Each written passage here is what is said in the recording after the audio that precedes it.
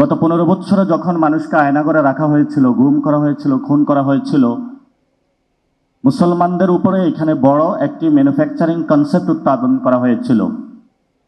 আস্তে আস্তে সবাইকে জঙ্গি বানানো হয়েছিল।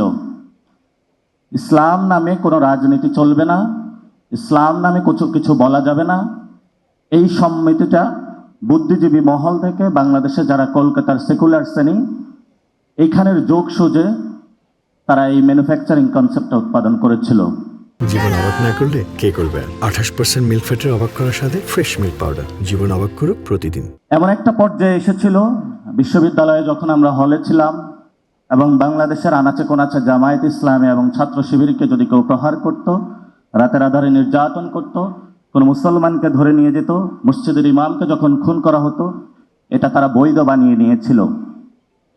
ইদানিং কয়েকদিন আগে আমরা একটি পত্রিকার মারফতে জানতে পেরেছি, একটা ইন্টারভিউর মাধ্যমে একটি দলের মহাসচিব বললেন বাংলাদেশে দক্ষিণ পন্থার উদ্ভব হচ্ছে। এটা কিন্তু একটি খতরনাক কথা। দক্ষিণ পন্থার যদি উদ্ভব হয়ে থাকে, বাংলাদেশের মানুষ যদি সিজদার মাধ্যমে খুনি ফেসিনাকে বিদায় করতে পারে, আপনাদের সমস্যা কোথায়? আমরা দেখতে পাচ্ছি একটি দল যখন জঙ্গিবাদের তকমা দিয়ে বাংলাদেশের মানুষকে নির্যাতন চালিয়েছিল, নতুনভাবে আবার কিভাবে দক্ষিণ পন্থা দেখিয়ে, জুজুর ভয় দেখিয়ে আবার মুসলমানদের উপরে নির্যাতন চালাতে পারে, সেই ব্যবস্থা বর্তমানে আমরা দেখতে পাচ্ছি। ভবিষ্যতের পথরেখা তারা তৈরি করছে।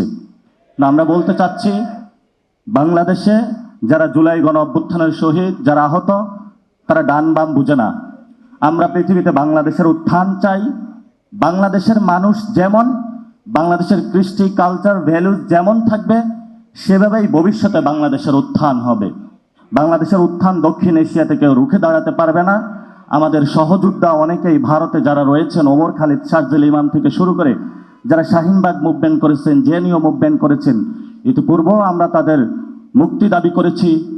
ভবিষ্যতে যে লড়াইটা হবে, সে লড়াইয়ে আমরা মনে করি ভবিষ্যৎ বাংলাদেশের রাজনীতিতে চাঁদাবাজের বিরুদ্ধে, সন্ত্রাসের বিরুদ্ধে, টেন্ডারবাজের বিরুদ্ধে, এগুলোর মধ্যে যারা সৎ সচেতন ব্যক্তিবর্গ রয়েছেন, তাদের মধ্যে একটি ঐক্য সৃষ্টি হবে এবং রাজপথে তীব্র লড়াই হবে।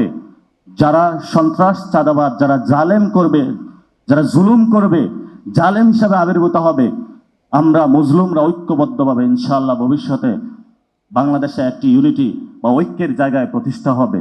সবাই ঐক্য খুঁজছেন।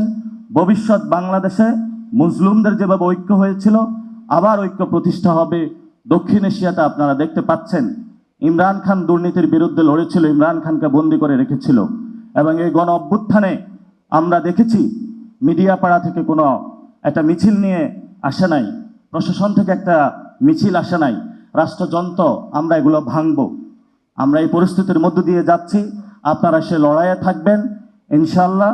বাংলাদেশে যারা দক্ষিণ পন্থার জুজুর ভয় দেখিয়ে বাংলাদেশে নতুন একটি নাটক, জজমিয়া নাটক সৃষ্টি করতে চাচ্ছে, আমরা সেই সংঘাত থেকে তাদেরকে পরিহার করার জন্য এবং বাংলাদেশের জনমানুষের কৃষ্টি, ভ্যালুজ, কালচারের সম্মান প্রদর্শন করার জন্য আজকের এই প্ল্যাটফর্ম থেকে তাদেরকে অনুরোধ জানাচ্ছি।